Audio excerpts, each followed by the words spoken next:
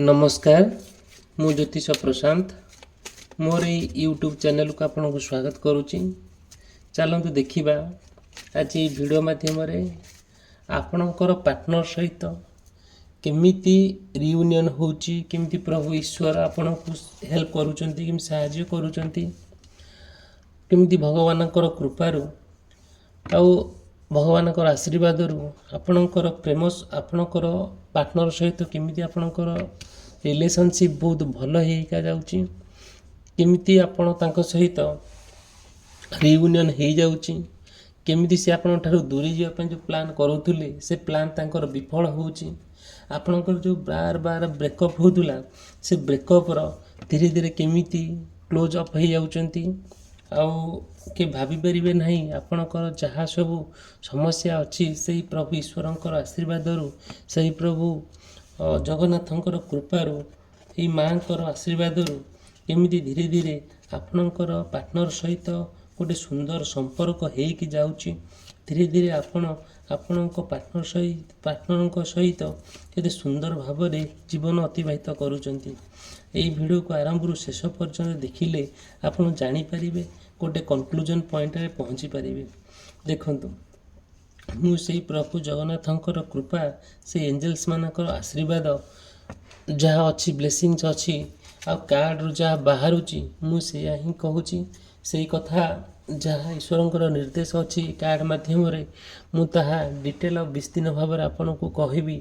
आपन पार्टनर सहित केमिति गोटे सुंदर जीवन यापन अतिबाहित करूचंती, केमिति धीरे धीरे आपन तांकर निजरे ही जाउचंती, आ केमिति आपण आपण पार्टनर सहित जितेबाला समयटा को अतिबाहित करने चाहूँगी से अनेक समस्या देखिए आप गति करुँच आउ सब ट्राए करुँच सहित गोटे सुंदर निबिड़ संपर्क हो सारा जीवन शेष निश्वास पर्यंत सहित केमिति हाथ हाथ मिसई कांधरे कांध मिसई पादरे पाद मिसई केमिति आपण सहित जीवन अतिबाहित करेंगे ता कंप्लीट भाव में आप प्लान कर चली। से प्रभु ईश्वरंकर आशीर्वादरू से प्रभु जगन्नाथंकर कृपारू से माँकर भल पाइबारू आपणक प्रेम केमिति धीरे धीरे साकार हो जाउची, गोटे सुंदर भाव में गोटे नुआ रूप में धारणा करुच्ची। आम मैंने जानीचे ईश्वर आमको केमिति भाव में साहाय्य करती।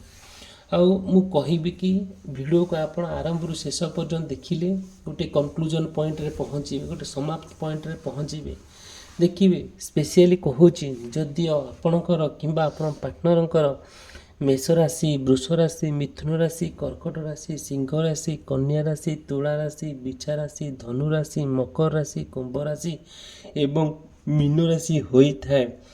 आउ देखिए बहुत गुड़े कथा आपणकर लाइफ रे कनेक्ट हो पारे, मे भी न हो पारे। जदिओ किसी सेमती समस्या देखा दो थाए आप पार्टनर को लेकिन कि परिवार समस्या को लेकिन हो कि आर्थिक समस्या को लेकिन हो मत आप कांटेक्ट करेंगे। मु मोर पर्सनल नंबर देइछि, मु मोर पर्सनल रीडिंग माध्यम डिटेल विस्तीर्ण भाव में तार रेमेडीज कहबी, तार सॉल्यूशन कहबी। देखिए धीरे धीरे आप गोटे सुंदर जीवन यापन करेंगे, गोटे शांतिर परिवार सृष्टि करेंगे, जो परिवार गोटे स्वर्ग परि लगे। आपड़ भाभी पारे यहाँ कौन सब हो पारे आउ एते सुंदर भाव में जीवन अतिबाहित करेंगे। ना थी कली झगड़ा, ना थी मनमनातर, ना थी मतमतांतर, ना थी सन्देह, ना थी घृणा, ना थी अभिशाप, ना थी सन्देह, सबकि धीरे धीरे आपड़ यही सब क्षेत्र दूरे जीवे। धीरे धीरे आप गोटे सुंदर संपर्क को लेकिन आपड़ कौन करेंगे समयटा को अतिबाहित करेंगे। आम जानीचे भगवान आमको तो कि बाटे आमको साहाय्य करें। ईश्वरंकर नजर रे कहीं ना खराब मनीष नुहे। देखो ईश्वर को समस्त भी डाकती, आपन डाकती, मु भी डाके, चोर भी डाके, साधु भी डाके, भल मनीष डाके, खराब मनीष भी डाके। आउ निजर निजर कर्म नहीं कि ये दुनिया रे से कौन कर जन्म नहीं सी जहाँ तार कौलिक वृत्ति से तार कौन कर धरी नहीं जाइए। धीरे धीरे तेरे ईश्वरंकर कृपारू ईश्वरंकर आशीर्वाद समस्त किसी ना कि जीवन में किसी गतिविधि परिवर्तन आसी थाए। ଆପଣ ଯେମିତି ଭଗବାନଙ୍କୁ ଡାକନ୍ତି, ପ୍ରଭୁ ଈଶ୍ୱରଙ୍କୁ ଡାକନ୍ତି ଯେ ପ୍ରଭୁ ମୋର ଏଇ ସମସ୍ୟା ଅଛି ଦୂରେଇ ଦିଅନ୍ତୁ, ମୁଁ ବି ଈଶ୍ୱରଙ୍କୁ ଡାକେ ପ୍ରଭୁ ମୋର ଏଇ ସମସ୍ୟା ଅଛି, ମୋତେ ଏଇ ବିପଦ ଅଛି, ମୋତେ ମୁକ୍ତି କରିଦିଅନ୍ତୁ। ଈଶ୍ୱରଙ୍କର କୃପାରେ, ଈଶ୍ୱରଙ୍କର ନଜରରେ କେହି ବି ଖରାପ ମଣିଷ ନୁହେଁ, କିନ୍ତୁ ଈଶ୍ୱରଙ୍କର ପ୍ରତ୍ୟେକ ମଣିଷର ଗତିବିଧିକୁ, ଚଲାପଥକୁ କ'ଣ କରନ୍ତି? ଈଶ୍ୱର ନଜର କରନ୍ତି, ଈଶ୍ୱର ହିସାବ ରଖନ୍ତି। ଏ ଦୁନିଆରେ ଯିଏ ବି ଜୀବନ ପାଇକି ଅଛି କ'ଣ ମାନେ ଜନ୍ଦା ପିମ୍ପୁଡ଼ିଠାରୁ ଆରମ୍ଭ କରି ମଣିଷ ପର୍ଯ୍ୟନ୍ତ, ସୁପର ପାୱାର ମଣିଷ ପର୍ଯ୍ୟନ୍ତ ସମସ୍ତଙ୍କର ଗତିବିଧିକୁ ଈଶ୍ୱର ହିସାବ ରଖନ୍ତି। ପ୍ରତ୍ୟେକ ପାଦର ସେ ହିସାବ ରଖନ୍ତି। କେଉଁ ମଣିଷ ଭଲ କର୍ମ କଲା, କେଉଁ ମଣିଷ ଖରାପ କର୍ମ କଲା, ତା ଉପରେ ଈଶ୍ୱର ଡିସାଇଡ଼୍ କରନ୍ତି। ସେଇଠୁ ଧୀରେ ଧୀରେ ଈଶ୍ୱର ସେହି ଅନୁଯାୟୀ ମଣିଷକୁ କର୍ମଫଳ ଦେଇଥାନ୍ତି। ଆମେମାନେ ଜାଣିଛେ କେମିତି ଆପଣଙ୍କ ପାର୍ଟନର ସହିତ କାହିଁକି ଏମିତି ବାର କ'ଣ ହେଉଛି ନା ବ୍ରେକଅପ୍ ହେଇଯାଉଛି, ଆପଣ ପାର୍ଟନର ଆପଣଙ୍କଠାରୁ ଦୂରେଇ ଯାଉଛନ୍ତି। ଯେତେବେଳେ ଆପଣ ପାର୍ଟନର ସହିତ ଗୋଟେ ଭଲ କଥା ଡିସ୍କସନ୍ କରୁଛନ୍ତି, ସିଏ ଆପଣଙ୍କ ଉପରେ ପୁରା ନାଗସାପ ଭଳିଆ ସାପ ଭଳିଆ ଫାଇଁ ଫାଇଁ ହେଉଛନ୍ତି, ଗୋଟେ ବିଭିନ୍ନ ପ୍ରକାର ନେଗେଟିଭ୍ କଥା ଆପଣ କହୁଛନ୍ତି, ଯେଉଁ କଥା ଗୁଡ଼ା ଆପଣଙ୍କୁ ଶୁଣିଲେ ଭାରି ବିରକ୍ତ ଲାଗୁଛି, ଇରିଟେଟ୍ ଲାଗୁଛି। ଆପଣ ସେଇଠୁ ଭାବି ପାରୁନାହାନ୍ତି ଯେ କେମିତି ମୁଁ ମୋ ପାର୍ଟନର ସହିତ କ'ଣ କରିବି ନା ଜୀବନ ଅତିବାହିତ କରିବି। କିନ୍ତୁ ଯେହେତୁ ମନରେ ଆପଣ ଡିସାଇଡ଼୍ କରିଛନ୍ତି ଯେ ଆପଣ କୌଣସି ପରିସ୍ଥିତିରେ ବି ଆପଣ ପାର୍ଟନରକୁ ଆପଣ ଛାଡ଼ିବେ ନାହିଁ, ଆପଣ ଯେତେ ସମସ୍ୟା ଆସିଲେ ବି ସବୁ ସମସ୍ୟାକୁ ସାମ୍ନା କରି ଆପଣ ପାର୍ଟନରକୁ ନିଜର କରିବା ପାଇଁ ପୁରା ମେଣ୍ଟାଲି ପ୍ରସ୍ତୁତ ହେଇଯାଉଛନ୍ତି। ଆଉ ଆପଣ 100% ଏଫର୍ଟସ୍ ଦେଉଛନ୍ତି କେମିତି ଆପଣ ପାର୍ଟନର ସହିତ ଗୋଟେ ସମୟଟାକୁ ଅତିବାହିତ କରିବା ପାଇଁ। ସବୁବେଳେ ନା ଆପଣ କ'ଣ କରିଛନ୍ତି ନା କମ୍ପ୍ଲିଟଲି ଭାବରେ ଆଉ ଈଶ୍ୱରଙ୍କର ଯାହା ନିର୍ଦ୍ଦେଶ ଅଛି, ଭଗବାନଙ୍କର ଯାହା କୃପା ଅଛି ଆପଣଙ୍କ ଉପରେ, ଆପଣ ଜଣେ ଈଶ୍ୱରଙ୍କର ନଜରରେ ଆପଣ ଜଣେ ଭଲ ମଣିଷ, ଅନେଷ୍ଟ ମଣିଷ, ସାଧୁ ମଣିଷ ଜଣେ। କର୍ମ ତ ମଣିଷ ବିଭିନ୍ନ ପ୍ରକାର କର୍ମ କରେ, ମଣିଷ ଛୋଟ କର୍ମ କରିପାରେ, ବଡ଼ କର୍ମ କରିପାରେ, ହେଲା, ସେଇଟା ମ୍ୟାଟର ନୁହଁ। ଭଗବାନ ଦେଖନ୍ତି ତମେ କ'ଣ କରୁଛ, ତମେ କାହାକୁ କେତେ, ତମେ ଯଦି ସେଇ ତମ ପାର୍ଟନରକୁ ଅତ୍ୟଧିକ ମାତ୍ରାରେ ଭଲ ପାଉଛ ଅନେଷ୍ଟଲି, ଆଉ ଯେଉଁଟା ଆମେ କହିବା ମାନେ କିଛି ବି ଆପଣ ଭୁଲ କରୁନାହାନ୍ତି, ଯେତେବେଳେ ଆପଣ ପାର୍ଟନରକୁ ଆପଣ ଖୁବ୍ ଭଲ ପାଆନ୍ତି, ଆସକ୍ତି ହୁଅନ୍ତି ନାହିଁ କେବେ, ଆପଣ କ'ଣ କରନ୍ତି ଆଉ ତାଙ୍କୁ ଏତେ ମାତ୍ରାରେ ଏତେ ସୁନ୍ଦର ଭାବରେ ତାଙ୍କୁ ଭଲ ପାଆନ୍ତି, ନା କୌଣସି ସାହିତ୍ୟ ଅଛି ଲେଖିପାରିବ, ନା କୌଣସି ଭାଷା ତା ବର୍ଣ୍ଣନା କରିପାରିବ। ଆପଣଙ୍କ ହୃଦୟରେ ସେ ରାଜାରାଣୀ ହେଇକି ପୁରା ବଞ୍ଚିକି ଥାନ୍ତି। ଆଉ ଯେତେବେଳେ ଆପଣ କ'ଣ କରନ୍ତି, ସେ ଈଶ୍ୱରଙ୍କର କୃପା ଯେତେବେଳେ ଆପଣ ଚାହାନ୍ତି ନାହିଁ ଯେ କେମିତି ତାଙ୍କଠାରୁ ଆପଣ ଦୂରେଇ ଯିବେ, କିନ୍ତୁ ସିଏ କ'ଣ କରୁଛନ୍ତି, ଧୀରେ ଧୀରେ ଆପଣଙ୍କ ସହିତ ବହୁତ ଟ୍ରାଏ କରୁଛନ୍ତି ଦୂରେଇ ଯିବା ପାଇଁ, ବ୍ରେକଅପ୍ କରୁଛନ୍ତି ବାର କାହିଁକି ଏମିତି କରୁଛନ୍ତି। ଧୀରେ ଧୀରେ ଆପଣ ସବୁର ତଥ୍ୟ ଆପଣ ସଂଗ୍ରହ କରୁଛନ୍ତି, କିନ୍ତୁ ଯାହା ବି ଗୋଟେ ହେଲେ ଆପଣ ଜଣେ ଧର୍ମପରାୟଣ ଲୋକ, ଆଉ ଆପଣ ଧର୍ମକୁ ନା ଭଗବାନଙ୍କୁ ନା ବହୁତ ମାନନ୍ତି। ଯେତେବେଳେ ସେଇ ଭଗବାନ ଶିବ କରୁଣାମୟ ଏବଂ ଦୟାଳୁ, ସେ ବହୁତ କାଇଣ୍ଡ ହାର୍ଟେଡ଼ ପ୍ରଭୁ ଆମର। ଆମେ ଜାଣିଛୁ ଇଷ୍ଟ ଦେବତା ଆମର ଜଗନ୍ନାଥଙ୍କ ହୁଅନ୍ତୁ କିମ୍ବା ଈଶ୍ୱର ହୁଅନ୍ତୁ, ଆମକୁ ନା କମ୍ପ୍ଲିଟ୍ ଭାବରେ ଆପଣଙ୍କୁ ନା କୌଣସି ବାଟେ ସେ ଆମକୁ ହେଲ୍ପ କରିଦିଅନ୍ତି। ଆପଣ ଭାବିପାରିବେନି ଏମିତି ବେକାର ଅପ୍ରତିକର ପରିସ୍ଥିତି ଆସି ପହଞ୍ଚିଯିବ, ଯେଉଁଟା ଖରାପ ପରିସ୍ଥିତି ଆସି ପହଞ୍ଚିଯିବ, ଆପଣଙ୍କୁ ନା ଭଗବାନ ଏତେ ସୁନ୍ଦର ଭାବରେ ସେ ଖରାପ ପରିସ୍ଥିତିରୁ ଉଠେଇ ନେଇ ଗୋଟେ ଭଲ ପରିସ୍ଥିତିରେ ନେଇ ପହଞ୍ଚାଇ ଦେବେ। ଯେତେବେଳେ ଆମେ ସତ୍ୟର ସହକାରେ ଭକ୍ତି କରୁଛେ ପ୍ରଭୁ ଭଗବାନଙ୍କୁ, ଆମେ ପ୍ରାର୍ଥନା କରୁଛେ, ପ୍ରତ୍ୟେକ ଦୁଃଖ ସୁଖ ସବୁ ଭଗବାନଙ୍କୁ ଆମେ ଜଣାଉଛେ, ଈଶ୍ୱର କମ୍ପ୍ଲିଟ୍ ଭାବରେ ଆପଣଙ୍କ ଉପରେ ଅପଡ଼େଟ୍, ଯେଉଁଟାକି ଆପଣ କ'ଣ କରନ୍ତି, ଆପଣ କ'ଣ ଚାହାନ୍ତି, ଯାହା ଆପଣଙ୍କର ଇଚ୍ଛା ଶକ୍ତି ଥାଏ, ଆପଣଙ୍କର ଯାହା ୱିଶେସ୍ ଥାଏ, ଈଶ୍ୱର ତାଙ୍କୁ ପୂରଣ କରନ୍ତି, ପୁରା ଇମିଡ଼ିଏଟଲି ହଉ କିମ୍ବା ଲଙ୍ଗ ଟର୍ମରେ ହଉ, କିନ୍ତୁ ଈଶ୍ୱରଙ୍କର କୃପା ଥାଏ, ଈଶ୍ୱର ସବୁ କଥା କରନ୍ତି। ଦେଖନ୍ତୁ, ଆପଣ ଧୈର୍ଯ୍ୟ ସହକାରେ ଆଉ ଭରସା ସହକାରେ ଗୋଟେ ପଜିଟିଭ୍ ଥିଙ୍କିଂ ନେଇକି ଆପଣ ଯାହା ସବୁ କରିବା କଥା ଆପଣ ସବୁ କଥା କରନ୍ତି, ଆଉ ଦେଖିବେ ଠିକ୍ ସମୟରେ ଆପଣଙ୍କୁ ଈଶ୍ୱର କେମିତି ସଡନ୍ଲି ପୁରା ହେଲ୍ପ କରିବେ। ଆପଣ ଭାବିପାରିବେନି କେମିତିକା ବାଟରେ ଆପଣ ଆସି ପହଞ୍ଚି ଯାଇଥିବେ।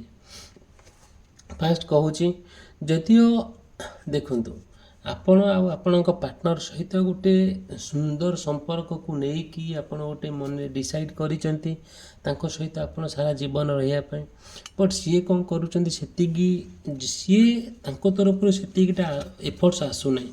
ଧୀରେ ଧୀରେ ବାର ବାର ବ୍ରେକଅପ୍ କରୁଛନ୍ତି, ଆପଣଙ୍କୁ ଡିସରେସ୍ପେକ୍ଟ କରୁଛନ୍ତି, ଆପଣଙ୍କ ଠାରୁ ଦୂରେଇ ଯାଉଛନ୍ତି, ଆଉ ବିଭିନ୍ନ ପ୍ରକାର କଥା ସେ ଆପଣଙ୍କୁ କହୁଛନ୍ତି ଯେଉଁଟାକି ସେ ଜିନିଷ ଆପଣଙ୍କୁ କିଛି ଭଲ ଲାଗୁନାହିଁ। ଆଉ ଯେତେବେଳେ ବାର ପ୍ରକାରିଆ 17 ପ୍ରକାରିଆ କଥା କହୁଛନ୍ତି, ଆପଣ ଇରିଟେଟ୍ ହେଇଯାଉଛନ୍ତି, ଭଲ ଲାଗୁନାହିଁ। ଆଉ କ'ଣ କରାଯିବ, ଯେହେତୁ ଆପଣ ତାଙ୍କୁ ବାଛିଛନ୍ତି, ଆଉ ଆପଣଙ୍କର ସିନା ତାଙ୍କର ଏଇ କଥା ଗୁଡ଼ା ଆପଣଙ୍କୁ ଖରାପ ଲାଗୁଛି, ଅନ୍ୟାନ୍ୟ କଥା ବି ତାଙ୍କର ବହୁତ ଗୁଡ଼ିଏ କଥା ଆପଣଙ୍କୁ ବହୁତ ଭଲ ଲାଗେ ଆଉ ଶାନ୍ତି ଲାଗେ, ବହୁତ ମାନେ ନିଜର ନିଜର ଲାଗେ। ଦେଖନ୍ତୁ, ଯଦି ଭିଡ଼ିଓଟି ଆପଣଙ୍କୁ ଭଲ ଲାଗୁଥାଏ, ଭିଡ଼ିଓଟି ଆପଣ ଲାଇକ୍ କରିବେ, ଆଉ ଚ୍ୟାନେଲକୁ ସବସ୍କ୍ରାଇବ୍ କରିବା ପାଇଁ ଭୁଲିବେ ନାହିଁ, ଆଉ ଚ୍ୟାନେଲକୁ ସେୟାର କରିବେ।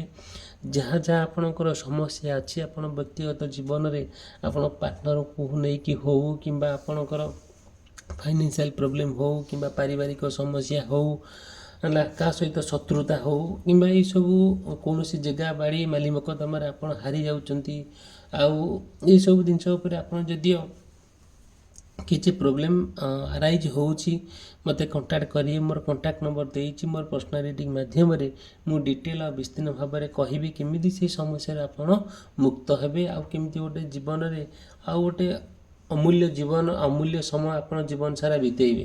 ଠିକ୍ ଅଛି, ଆମେ ଆମର କଣ୍ଟିନ୍ୟୁ କରିବା ଆମେ ଯେଉଁଠୁ ଛାଡ଼ିଥିଲେ। ଦେଖନ୍ତୁ, ସେଇ ଈଶ୍ୱରଙ୍କର କୃପା, ସେଇ ଈଶ୍ୱରଙ୍କର ଆଶୀର୍ବାଦ ଧୀରେ ଧୀରେ ଆପଣଙ୍କ ସହିତ କେମିତି ଆଉ କନେକ୍ଟ ହେଇଯାଉଛି। ଯେତେବେଳେ ଆପଣ ଦେଖନ୍ତୁ, ସ୍ପେସିଆଲି ମୁଁ କହିବି, ଯଦିଓ ଆପଣଙ୍କର କିମ୍ବା ଆପଣଙ୍କ ପାର୍ଟନରଙ୍କର ମେଷ ରାଶି, ବୃଷ ରାଶି, ମିଥୁନ ରାଶି, କର୍କଟ ରାଶି, ସିଂହ ରାଶି, କନ୍ୟା ରାଶି ହୋଇଥାଏ, ଏଇ ବ୍ୟକ୍ତି ବିଶେଷମାନଙ୍କର କିଛିଟା ସାମୟିକ ପ୍ରୋବ୍ଲେମ୍ ଥାଏ। କ'ଣ କ'ଣ ଥାଏ, ଯେତେବେଳେ ଆପଣ ମାନେ ମନରେ ସବୁବେଳେ ସନ୍ଦେହ ସୃଷ୍ଟି ହୁଏ କାହାର, ଆପଣଙ୍କର କିମ୍ବା ଆପଣଙ୍କ ପାର୍ଟନରଙ୍କର, ସ୍ପେସିଆଲି ଆପଣଙ୍କ ପାର୍ଟନରଙ୍କର ବେଶୀ ସମସ୍ୟା ମାନେ ବେଶୀ ବିଭିନ୍ନ ପ୍ରକାର କଥା ତାଙ୍କ ମାଇଣ୍ଡରେ ଆସି କ୍ରିଏଟ୍ ହୁଏ। କେମିତିଆ କଥା, ବିଭିନ୍ନ ପ୍ରକାର ନେଗେଟିଭ୍ କଥା। ଯେତେବେଳେ ଆପଣଙ୍କ ସହିତ ବିଭିନ୍ନ ପ୍ରକାର ନେଗେଟିଭ୍ କଥା ତାଙ୍କ ମାଇଣ୍ଡରେ ଆସିକି ପହଞ୍ଚିଯାଏ, ଯେତେବେଳେ ସିଏ ସେ କଥା ଗୁଡ଼ା ଏକ୍ସପ୍ରେସ୍ କରନ୍ତି, ଆପଣଙ୍କୁ ସେ ଜିନିଷ କିଛି ଭଲ ଲାଗେ ନାହିଁ, ଭାରି ବିରକ୍ତ ଲାଗେ, ଇରିଟେଟ୍ ଲାଗେ। ଆପଣ ତାଙ୍କୁ ବୁଝେଇବାକୁ ଟ୍ରାଏ କରନ୍ତି, ଆଉ ସିଏ ବୁଝନ୍ତି ସତ, କିନ୍ତୁ ମନରେ ତାଙ୍କର ହଜାରେ ଡାଉଟ୍। ସେଟା ଏତେ ଭାବରେ ଆପଣଙ୍କୁ ସେ ଗୋଟେ କେମିତି କିମ୍ବା ଆକାରରେ ଗୋଟେ ପରିସ୍ଥିତି ଆସି ପହଞ୍ଚିଯାଏ, ଯେଉଁଟାକି ଆପଣ କେବେ ଭାବିପାରନ୍ତି ନାହିଁ। ଏମିତି ଭାବରେ ପରିସ୍ଥିତି ସେ କ୍ରିଏଟ୍ କରିଦିଅନ୍ତି, ସେଇ ପରିସ୍ଥିତିରୁ ଆପଣ କେବେ ବାହାରିକି ଆସିପାରନ୍ତି ନାହିଁ। ଆଉ ବଡ଼ ବିଚିତ୍ର କଥା। ଆଉ ଦେଖିବେ, ସବୁବେଳେ ମନରେ ତାଙ୍କର ଅଶାନ୍ତି ସୃଷ୍ଟି ହୁଏ, କାହିଁକି କେଜାଣି। ଆଉ ସବୁବେଳେ ଅଶାନ୍ତି, ସବୁବେଳେ ଦୁଃଖ, କଷ୍ଟ, ଯନ୍ତ୍ରଣା ଏମିତି ସବୁ ଦେଖାଯାଏ। କିଛି କାରଣ ନଥିବ, ବହୁତ ମନ ଦୁଃଖ ସେ କରିଥିବେ। କ'ଣ କରାଯିବ?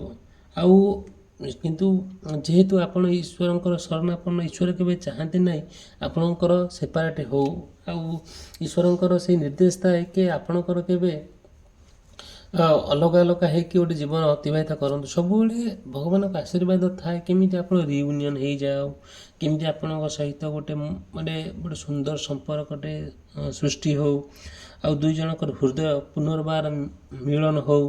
ଏଇସବୁ ଭଗବାନଙ୍କର ଆଶୀର୍ବାଦ ଥାଏ। ସବୁବେଳେ ଭଗବାନଙ୍କର ପଜିଟିଭ୍ ଥିଙ୍କିଂ ଥାଏ ଆପଣଙ୍କ ରିଲେସନ୍କୁ ନେଇକି। ଆଉ କେବେ ନା ଈଶ୍ୱର ଆପଣଙ୍କୁ ଦୂରେଇ ଦିଅନ୍ତି ନାହିଁ ତାଙ୍କଠାରୁ।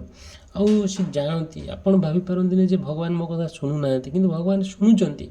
ଆପଣଙ୍କ କଥାକୁ ବହୁତ ଇମ୍ପୋର୍ଟାନ୍ସ ଦିଅନ୍ତି, ବହୁତ ଗୁରୁତ୍ୱ ଦିଅନ୍ତି। ଆମେ ସିଏ ଆଉ ଥୋଡ଼ି ଆସିକି କହିବେ ନା କି ହଁ ମୁଁ ତୁମକୁ ସାହାଯ୍ୟ କରୁଛି ବୋଲି। ନାହିଁ, ଈଶ୍ୱରଙ୍କର ଅନ୍ୟ କାହା ମାଧ୍ୟମରେ, ଗୋଟେ ମଣିଷ ମାଧ୍ୟମରେ ହେଉ କିମ୍ବା କାହା ମାଧ୍ୟମରେ ହେଉ, ଆପଣଙ୍କୁ ସେ ହେଲ୍ପ କରିବାକୁ ଲାଗନ୍ତି। ଈଶ୍ୱର ତ ନିଜେ ଆସିକି ଠିଆ ହେଇକି ଆପଣଙ୍କୁ ହେଲ୍ପ କରିବେ ନାହିଁ, କିନ୍ତୁ ଯେହେତୁ ଆପଣଙ୍କର ବିଶ୍ୱାସ ଅଛି, ଭକ୍ତି ଅଛି, ଆଉ କମ୍ପ୍ଲିଟଲି ଭାବରେ ନିଜକୁ ଭଗବାନଙ୍କ ପାଖରେ ସମର୍ପଣ କରିଦେଇଛନ୍ତି, ତେଣୁକରି ଭଗବାନ କେବେ ଆପଣଙ୍କ ଆପଣଙ୍କ ପାର୍ଟନର କେବେ ଛଡ଼େଇ ନେବେ ନାହିଁ। ସବୁବେଳେ ଆପଣ ଆପଣଙ୍କ ପାର୍ଟନର ସହିତ ଗୋଟେ ସୁନ୍ଦର ସମ୍ପର୍କଟେ ରହୁ, କେମିତି ଭଲରେ ଆପଣ ଜୀବନ ଅତିବାହିତ କରନ୍ତୁ, ସେଇଟା ନିଜ ଭିତରେ ସେ ଜିନିଷ ଅଛି। କେବେ ଅନ୍ୟ କାହାକୁ ଦୋଷ ଦେବାଟା ଠିକ୍ ନୁହେଁ। କେମିତି ଆପଣ ନିଜକୁ ତାଙ୍କ ପାଖରେ ରିପ୍ରେଜେଣ୍ଟ କରୁଛନ୍ତି, ଆପଣ କେତେ ବୁଝେଇ ପାରୁଛନ୍ତି, ସିଏ କେତେ ବୁଝିପାରୁଛନ୍ତି, ସିଏ କେତେ ଆପଣଙ୍କୁ ବୁଝଉଛନ୍ତି, ଦ୍ୟାଟ୍ ଇଜ୍ ଦ ପଏଣ୍ଟ। ଯେତେ ପରସ୍ପର ଭିତରେ ବୁଝାବଣା ଭଲ ରହେ ସମ୍ପର୍କ ସେତେ ଷ୍ଟ୍ରଙ୍ଗ ହେବାକୁ ଲାଗେ। ଆଉ କେବେ ନା କେବେ ଆଉ କୌଣସି ନା କୌଣସି ପରିସ୍ଥିତିରେ କେହି କାହାକୁ ଛାଡ଼ିବା ମୋଟିଭରେ ରୁହନ୍ତି ନାହିଁ। ପରିସ୍ଥିତି ଏମିତି କ୍ରିଏଟ୍ ହୁଏ ଯେମିତିକି ଆମକୁ ସମୟ କହିଦିଏ ଯେ ହଁ ଇଏ ମୋ ପାଇଁ ଉପଯୁକ୍ତ ମଣିଷ ନୁହେଁ, ବଟ୍ କ'ଣ ହୁଏ ନା ମୁଁ ଆ ପାଖରେ ରହିବି ନାହିଁ। କିନ୍ତୁ ସେଇଟା ମନର ଧାରଣା, ମନର ବିକୃତ ଚିନ୍ତାଧାରା, ଯେଉଁଟାକି କମ୍ପ୍ଲିଟଲି ଭାବରେ ସେଇଟା ମିଥ୍ୟା। ଆଉ ମନର ଭ୍ରମ ଧାରଣା ଭିତରେ ବାହୁଲ୍ୟ ଭାବନା ସେଇଟା ଆମେ କହିବା, ଯେଉଁଟାକି ସେଇଟା ଠିକ୍ ହୁଏ ନାହିଁ। ଆଉ ସବୁବେଳେ ନା ଆପଣଙ୍କର ସେଇ ଯେଉଁ ଈଶ୍ୱରଙ୍କର କୃପାରୁ ଯେଉଁ ଭାଙ୍ଗି ଯାଇଥିବା ସମ୍ପର୍କଟା ଯୋଡ଼ି ହୋଇଯାଏ। କାହିଁକି ନା ଆପଣଙ୍କର ବିଶ୍ୱାସ ଅଛି, ଆପଣଙ୍କର ସଚୋଟ ପ୍ରେମ ଅଛି କାହା ପ୍ରତି, ଆପଣଙ୍କ ପାର୍ଟନରଙ୍କ ପ୍ରତି ଗୋଟେ ନିବିଡ଼ ଭଲ ପାଇବା ଅଛି, ଗୋଟେ ପବିତ୍ର ସମ୍ପର୍କ ଅଛି, ଯେଉଁଟାକି କମ୍ପ୍ଲିଟଲି ଭାବରେ ଆପଣଙ୍କର ବିଶ୍ୱାସ ଅଛି ଯେ ସାରା ଜୀବନ ଆପଣ ଏକତ୍ରିତ ହୋଇକି ରହିବେ ବୋଲି। ଆଉ ଭିଡ଼ିଓଟି ଏଇଠି ସମାପ୍ତ କଲି, ରହିଲି।